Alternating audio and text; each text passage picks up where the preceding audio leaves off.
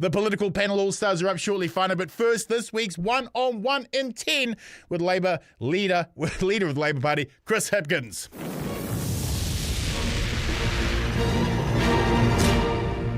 Kia ora, comrade. Welcome to the show and thank you for being available to the Fourth Estate. Your democracy is grateful.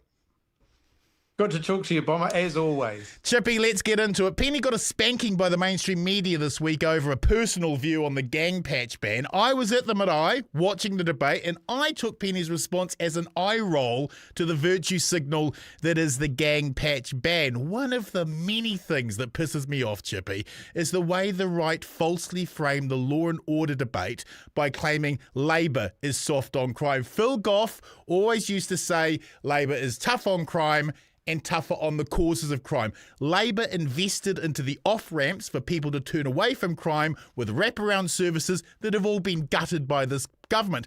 We know the gang patch ban is a virtue signal because there are more gang members than ever before. The meth testing in our water is through the roof. National are keen to make the problem invisible. Labour actually focus on why people commit crime in the first place. How does National keep getting away with revenge fantasies rather than actual social policy? The reality is tough on crime rhetoric is the easy part. Preventing crime from happening in the first place requires a lot more thought, a lot more action, and it's something that the government, the current government, National Act, New Zealand First, don't seem to have any real answers to. There are answers there if they look for them. They choose to instead hide behind slogans rather than solutions. Academic research shows us 80 to 90% of gang members were abused in state care. If we want less gang members, stop abusing kids in state care. What am I missing here, Chippy? Well, we did some work when I was Minister of Police for that brief period of time around the kids who were involved in ram raids. Right. And we found that something like 90% of those kids had someone living in their household who had been in prison or who had otherwise been involved in the justice system. Now, that was the hardcore group of offenders. So I'm not saying that covered every kid who was getting hooked into that, but the kids who were at the core of it, it was a cycle that was repeating.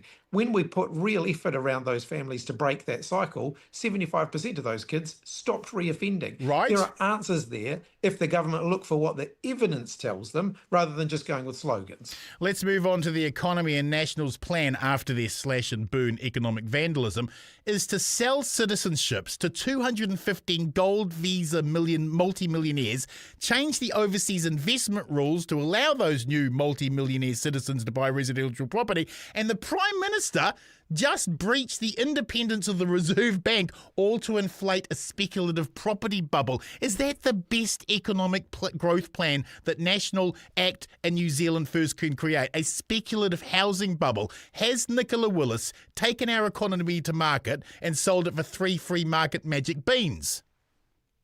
I can understand why New Zealanders are feeling really let down by this government. It's important for us all to remember they said they were going to fix the economy, right, that there was going to be nothing to it. They were just going to bring a more business-like approach to it, and everything was going to get better. The cost of living was going to be fixed. Jobs were going to somehow miraculously appear out of the sky. Everything was going to get better. And instead, New Zealanders' real experience has been that everything's gotten worse. Right. The government this week announced a fake consultation into lowering the capital requirements for the banking industry. How come the banks get cuddles while we all get sticks, and is now really the time to be rushing through capital requirements when there is so much global instability? It's another great example of the government's rhetoric not being matched with its action. They're turning governing the country into a big game of Simon Says. You know, listen to what I say, not what I do. Because the truth here is that, you know, they're making the situation worse. They're giving the banks exactly what they want. They were all talking tough on the banks. Right. And now they basically said to the banks, oh, actually, it turns out it's all the government's fault. Let's move on to Auckland and Wellington, who have been smashed to bits by this government's policies. Prime Minister Luxon says hope is on the way for Auckland and Wellington, but he's been promising growth since January. So why should Wellingtonians and Aucklanders believe the Prime Minister now? I can understand why Aucklanders in particular feel betrayed by this government. They said they were going to fix everything, and Auckland's been hit amongst the hardest in the country Right? in terms of people losing their jobs. I don't think Aucklanders saw that coming when they voted for this government, and I think they have every right to feel really let down and really disappointed. How on earth will upgrading the wharf so the bloated swine palace cruise ships have nicer access, how is that a real solution to Auckland's economic woes? Dumping a whole host of rich cruise ship tourists into a downtown gridlocked by construction and strewn with the homeless is going to benefit some of the luxury shops at the bottom of the Queen Street, but that's it. Where's the meaningful growth we were promised? Tourism is an important part of our economy. Oh, sure, but that can't be a solution. Yeah. It's not the be all and end all of the economy. And bear in mind that, major events which often bring tourists into the country have pretty much dried up now, and the government don't seem to want to do anything about that.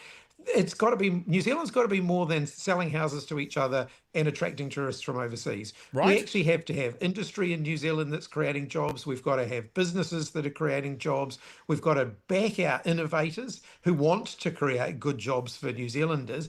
This government is silent on all of that. If they were really going for growth, they would have come up with a plan by now. The government this week found $2.7 billion for military attack helicopters while cutting $30 million from 236 social contract providers to Oranga Tamariki. Is that a calculation we would ever see from a Labour-led government? I think the way those Oranga Tamariki providers have been treated has been absolutely disgraceful. Right. Some of those providers didn't even find out they were losing funding until after their previous contracts had expired. They kept employing their staff in good faith, thinking it's okay, it's just a matter of renewing the contract with the government, only to find the government say retrospectively, effectively, sorry, we're cancelling your contract. And so all that expenditure you've incurred in the meantime, that's on you, that's your problem to deal with. I think that's absolutely abysmal. No government entities should operate in that way. And it shows the bad choices this government are making. They think that tax cuts for landlords is more important than vulnerable kids. I think that increasingly, Chippy, people are looking at your leadership and they're putting it up against Luxon's, and they're seeing Luxon make a bunch of decisions that I just don't think you, as someone who has been a public servant, someone who's dedicated their life to New Zealand, I just don't think you'd make those. $30 million, we're cutting that, but we're finding almost $3 billion for military. There's $300 million for the tobacco companies, but we don't have $30 million for these people who are going out and looking after the most vulnerable amongst us. What does it say about a government whose focus is just completely blindsided by that, and they don't seem to actually care? This government have made terrible choices, giving tax breaks to tobacco companies, giving tax breaks to landlords. The most recent one is a multi-million dollar, hundreds of millions of dollars in tax breaks to big multinational tech firms like Google and Facebook. They would not be my priorities if I was Prime Minister at the moment, and they certainly won't be my priorities after the election. I think what New Zealanders are asking for at the moment is some hope, some idea that there can be a better future. They want to get out there and work for it, but they're finding that the opportunities are drying up because this government are making such terrible decisions. Finally, Chippy, we are hosting a special tonight on what Labour needs to do to win the next election. Will Labour consider tactical voting this election to utilise MMP to its fullest to get rid of this terrible, terrible, terrible government? Well, of course, the greatest tactical vote that people can make if you want to change the government at the next election is to vote for Labour, because that guarantees you a change of government. And I think that's the best thing that voters can do. We're going to have a lot more to say about the next election campaign early next year as we start to roll out more policies. But I also have heard from Kiwis they don't want any more fake, false promises. They don't want any more false hope. They want to know that when we make a promise, we've done our homework and that we can deliver on it. And that is exactly what I'm totally committed to. Tamaki Makaurau, by-election, how's it going? Oh, Penny Henardy's doing a great job. I'm sure the bloke standing next to you might have a different interpretation. I'm sure John will give us his opinion shortly.